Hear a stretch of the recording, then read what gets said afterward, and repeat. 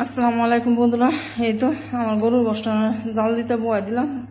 আর এই তো শাক এখন শুকনো করে জাল দিয়ে লইছি। গরু মাংসটা এনে হইতে থাক, আমি যে এই সুযোগে মানে হেডি নেওয়া ধরি এডি নেই।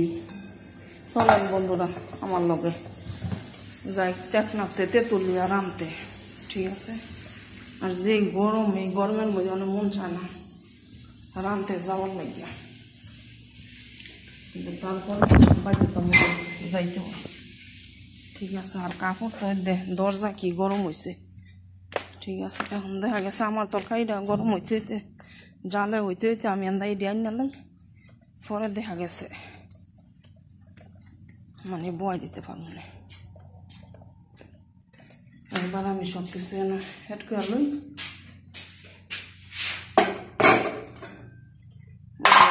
দিয়ে লই। এই যে দিয়ে দিতেছি লবণটা স্বাদ মতন।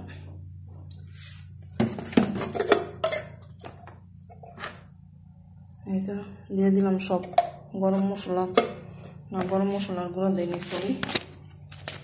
এই তো দিয়ে দিতেছি গরম মশলার গুঁড়া দিয়ে দিলাম। আর এখন দিয়ে দিই একটু মরিচের গুঁড়া, ঠিক আছে। এই তো মানে হেরা জাল খায় না, কিন্তু এখন দেখা গেছে আমি খাওয়া শিখাই লেছি, ঠিক আছে। তো আর এটার কাম লাগতো না, তেলের কামটা লাগতে পারে। এখন চুলা রেডি করে বয় দিই।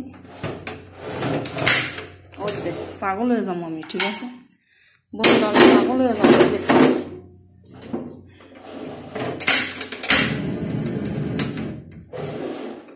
এই তো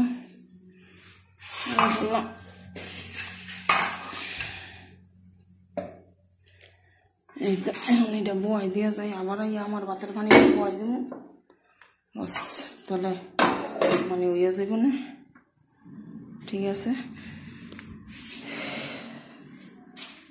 এই যে কি রোদ দেখেন, কি রোদের অবস্থা, ঠিক আছে। দুদিন ধরে এত গরম পড়ে যা বলার মতো না। তো সবাই ভালো থাকবেন, আল্লাহ হাফেজ।